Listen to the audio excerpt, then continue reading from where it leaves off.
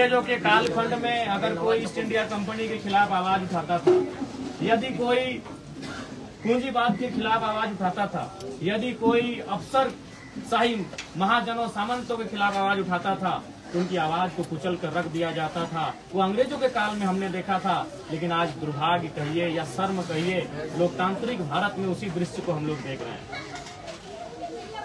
इस देश के एक प्रधानमंत्री अटल बिहारी वाजपेयी थे, वो कहते थे कि कलकत्ता के फुटपाथों में नंगे बदन जो आंधियां सहते हैं, जो भूखे रहते हैं, उनसे जाकर पूछिए कि 15 अगस्त के बारे में क्या कहते हैं। लेकिन आज आपसे आग्रह होगा कि मेरे संबोधन में कभी ताली ना बजाएं, क्योंकि हम लोग शोक के लिए आए हैं और नारा किसी भी व्यक्तिगत नारा, खासकर किसी के नाम का जो जीवित है उसके नाम का नारा भी आप नहीं लगाएंगे। हमसे आपसे पहले आग्रह कर लेंगे, आपसे पहले हम आग्रह कर लेंगे, किसी प्रकार की तालियां ना बजाएंगे और किसी प्रकार कोई जीवित व्यक्ति का, चाहे मेरा ही क्यों ना हो, जीवित व्यक्ति का आप नारा नहीं लगाएंगे, क्योंकि हम लोग आज राज्य भी शोक का है। आज राज्य में एक दिवस से छुट्टी भी है रामदास सोरेन जी के निधन के अवसर पर, दुखद घड़ी में, तो इसलिए आपसे आग्रह होगी।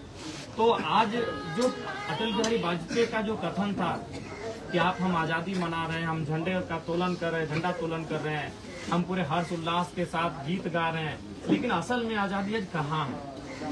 आज जो अटल बिहारी वाजपेयी कहते थे अपनी कविता में कि कलकत्ता के फुटपाथों में नंगे बदन जो आंधियां सहते हैं, उनसे जाकर पूछो 15 अगस्त के बारे में क्या कहते हैं। आज जो सूर्या हंसदा के साथ जो इनकाउंटर हुआ है, वो अभी वही सवाल कर रहा है। उनके परिजनों से मिले, उनकी पत्नी से मिले, ठीक हमारे बगल में बैठी हैं उनकी पत्नी, उनकी माता बैठी हैं, उनके 2 भाई बैठे हैं। उन्होंने यही कहा कि जो हाल ही में एक माइंस में गोली कहीं चला, उसी घटना को लेकर पुलिस दबाव बना रही थी सरेंडर करने को लेकर। एक बात जान लीजिए, अगर किसी माइंस में किसी कंपनी की घटना है, तो मैं कहूंगा आज आपके माध्यम से पूरे राज्य को सूर्या जैसे नौजवानों का समर्थन करना चाहिए। अगर ये किसी के साथ, किसी महिला के साथ दुर्व्यवहार की बात आती, किसी किसान के साथ दुर्व्यवहार की बात आती, तो आप सूर्या भाई को गलत कह सकते थे, आप सूर्या को गलत कह सकते थे। लेकिन कंपनी का प्रसंग है, तो आपको भी जान रहे हैं कि ईस्ट इंडिया कंपनी और आज की कंपनी में कोई अंतर नहीं है, केवल नाम बदला। इसलिए अगर इनका सरेंडर करने का दबाव इसलिए था कि कोई माइंस से संबंधित मामला था, कोई कंपनी से संबंधित मामला था, चाहे वो पत्थर की खादान हो या कोयला की खादान हो, तो पूरे राज्य को सूर्या को अपराधी की नजर से नहीं, मेरे हिसाब से बागी की नजर से आप देख सकते हैं, अपराधी की नजर से नहीं देख सकते हैं। क्योंकि आज केवल आपका गोड्डा का ललमटिया ही परेशान नहीं है विस्थापन को लेकर, आज आपका गोड्डा का ललमटिया ही केवल परेशान नहीं है कंपनियों के आतंक को लेकर। हम धनबाद से आते हैं और हमसे बेहतर दर्द को कौन जानता है। धनबाद यानी देश की कोयला राजधानी, जहां हमने अपना जमीन दिया और आज हमारा ही लहू, आज हमारा ही रक्त बह रहा है उस धरती में। ये तो सूर्या ने आवाज भी उठाया, धनबाद में अब आवाज भी नहीं उठती है, अब समझौता हो जाता है। लाशें अवैध कोयला खदानों के नीचे दम तोड़ देती हैं और वो बाहर तक नहीं आती। हम धनबाद से आते हैं, तो इसलिए अगर उनका सरेंडर करने का दबाव इसलिए पुलिस बना रही थी कि कोई कंपनी से विवाद था, तो मैं कहूंगा कि सूर्या को अपराधी की नजर से नहीं, उसे बागी की नजर से देखिए। क्योंकि कंपनी का क्या रूल है आज राज्य में, ये आपसे नहीं छुपा है। चाहे वो आपके संथाल परगना के पत्थर के खादान हो, चाहे हमारे धनबाद बोकारो के कोयला के खादान हो, या टाटा जमशेदपुर के उद्योग हो, हर एक जगह झारखंडियों का दमन हो रहा है, झारखंडियों का दोहन हो रहा है, झारखंडियों का शोषण हो रहा है, तो उसके खिलाफ हर कोई आवाज उठाएगा।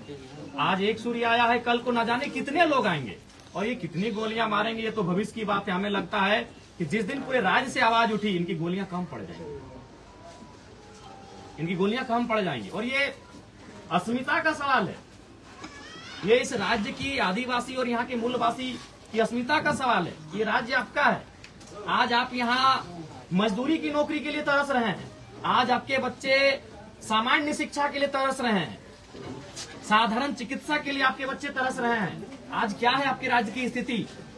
आपके राज्य में क्या नहीं है? कोयला है, अभ्रक है, यूरेनियम है, क्रोमाइट है, ब्रोमाइट है, बॉक्साइट है, अनगिनत मिनरल्स हैं और उन्हीं मिनरल्स पर इनकी नजर है। अंग्रेजों ने जाते जाते पूरी दुनिया को बता दिया था कि झारखंड के हिस्से में जर्मनी के तर्ज पर बहुत सारे मिनरल्स हैं, बाकी जो देश जहां मिनरल्स का खजाना है उसी तर्ज पर यहाँ खजाना है। और आपको याद होगा, इस देश के पहले राष्ट्रपति the first president of India doctor Rajendra Prasad ji ने कहा था कि जरूरत है यहाँ के लोगों को जागने की, नहीं तो यहाँ के खनिज संपदा पर दूसरे राज्यों के लोग कब्जा कर लेंगे। और आज आपसे छुपा नहीं है, आप बता दीजिए, आज आप बता दीजिए इन खनिजों से कितने लोग आप कहाँ पहुँचे, इन खनिजों के पैसे से आप कितने लोग कहाँ पहुँचे, आप बता दीजिए।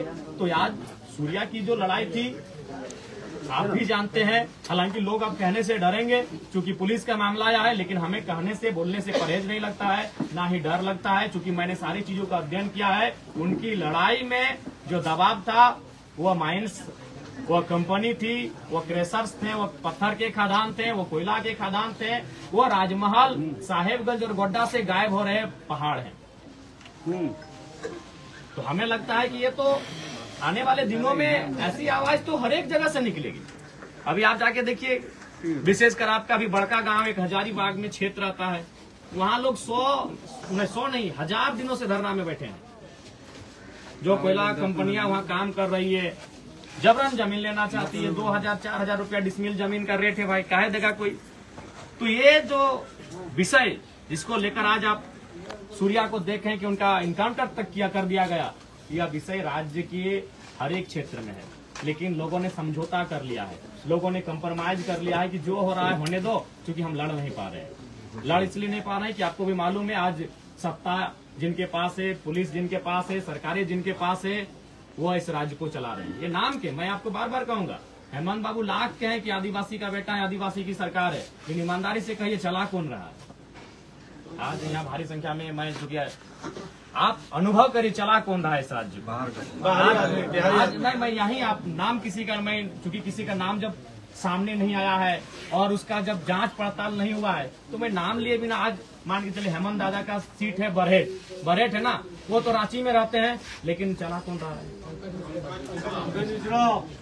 आज संथाल परगना को चला कौन रहा है, आज राज्य को चला कौन रहा है, आज इस राज्य को कौन चला रहा है, संथाल परगना को कौन चला रहा है, बरहेट को कौन चला रहा है, ये आपसे भी नहीं छुपा है। सेकंड मुख्यमंत्री, इसलिए आज ये जो घटना घटी, जिसने सवाल खड़े किए हैं, ये यही घटना है कि सूर्या वो शख्स था जो कंपनियों के गेट के बाहर खड़ा होकर कहता था कि आप काम सेकंड कीजिए, पहले एजुकेशन और हेल्थ की बात कीजिए। वो जाके कंपनी वालों से कहता था कि आप पहले हमारे गांव में स्कूल खोलिए, आप पहले हमारे गांव में अस्पताल खोलिए, फिर आप कंपनी का काम करिए, हम मना नहीं कर रहे। ये आप भी जानते हैं। आज राजमहल की पहाड़ियों का क्या हश्र हुआ, ये आप भी जानते हैं। आज गोड्डा के जंगलों का क्या हश्र हो रहा है, ये आप भी जानते हैं। आज कोयला खनन के नाम पर क्या हश्र हुआ, ये आप भी जानते हैं। तो इसलिए ये बहुत सवाल खड़ा करता है। उनके शरीर को आपने देखा, अगर गोली लगी थी तो शरीर जला कैसे, और जला ऐसे है, आपको भी मालूम है, आपने भी कभी देखा हो किसी को अगर आग झुलसता है, गरम खाना, गरम दूध, गरम तेल अगर बॉडी में गिरता है या फिर कोई करंट लगता है तो जैसा बॉडी छिल जाता है वैसा छिला हुआ कैसे, बिल्कुल सवाल होता है। आपने भी उनके पार्थिव शरीर को मरने के बाद उनके शरीर को देखा होगा, या तो फोटो में या तो सामने आके। जी सर। उस शरीर में जला हुआ निशान है, बहुत बड़ा दाग है जला हुआ। तो सवाल तो है, हाथ भी छिला, हाँ तो वही वो जला हुआ निशान तभी आता है जब या तो उसमें गरम दूध गिरे, गरम तेल गिरे, गरम चाय गिरे, या तो आग से झुलस जाए या फिर करंट लगे, इलेक्ट्रिसिटी लगे। ये तो सवाल। दूसरी बात सीआरपीसी धारा 46 और धारा 49 कहती है, हालांकि नियमता टोटली नहीं, लेकिन वो कहती है कि अगर कोई व्यक्ति जिसपे आपको संदेह है कि उसका पूर्व से किसी असामाजिक कार्य में गतिविधियां रही हैं, तो कम से कम उसका हाथ भी बांधा जाता है। हाथ तो बांधा नहीं था, अगर हाथ बांधा हुआ था तो आप तो ये बहाना भी नहीं बनाते कि बंदूक छीन के भाग रहा था। 46 और 49 के अनुसार हाथ बांधना भी है, यानी हाथ भी इनका नहीं बांधा गया। जिस जगह पे घटना घटी वहां कोई और घायल होने की सूचना तक नहीं है। अगर इनके साथी इन्हें छुड़ाने के लिए आए थे या फिर ऐसा कोई कृत्य हुआ था तो और कुछ घटनाएं जख्म की सामने आनी चाहिए थी, लेकिन ऐसा कुछ नहीं हुआ है। तो ये स्पष्ट है कहीं ना कहीं आज प्रशासन पर किसी का दबाव है। अब वो दबाव देने वाले कौन हैं ये मुझे नहीं मालूम है, वो जांच का विषय है। इसीलिए राज्य सीबीआई जांच की मांग करता है और हमें लगता है पूरा राज्य सूर्या हांसदा की इस इनकाउंटर पर सीबीआई जांच की मांग करता है। सीबीआई जांच हो, दूध का दूध पानी का पानी हो। अगर सीबीआई जांच से ये लगे कि हाँ सूर्या की असामाजिक गतिविधियों में सक्रियता थी, तो परिवार भी अपने आप को सांत्वना दे लेंगे।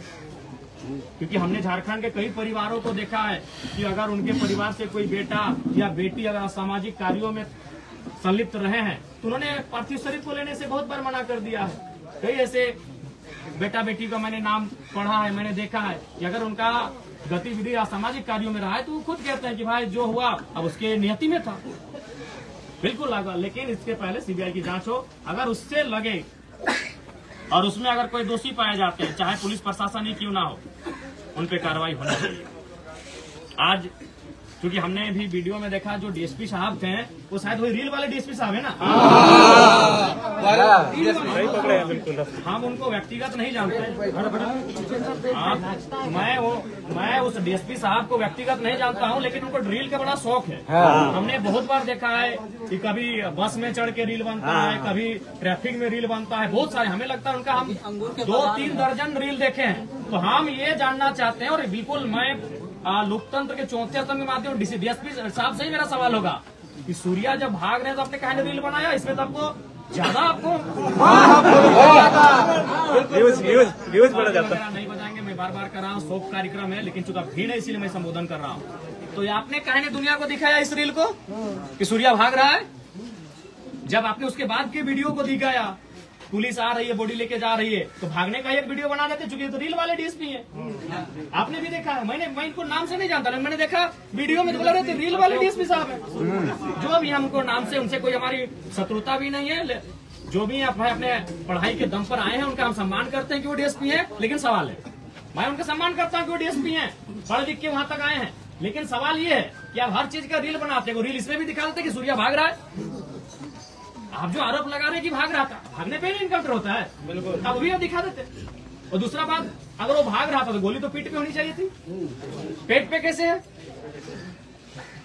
इनको लगा कि ये पढ़े लिखे वही लोग हैं, वही लोग जेपीएससी यूपीएससी बैठते हैं, बाकी लोग तो यहाँ आदिवासी लोग बोका है, इन लोग को लगता है।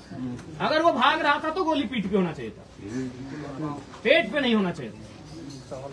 तो बिल्कुल मैं डीएसपी महोदय से सवाल करूंगा, और बिल्कुल ये सीबीआई जांच का प्रश्न बनता है कि गोली पेट पे कैसे लगा। दूसरा बात, जला कैसे, और जला उस तर्ज पे है जैसे, मैं फिर रिपीट करूंगा कि इलेक्ट्रिसिटी वायर से टच होने से जलते हैं, गर्म दूध के गिरने से जलते हैं, गर्म तेल के, गर्म चाय के, कोई भी गर्म खाना अगर बॉडी पे गिरता है और जैसा शरीर जलता है वैसा बॉडी जला के। सीबीआई जांच हो, सीबीआई जांच हो।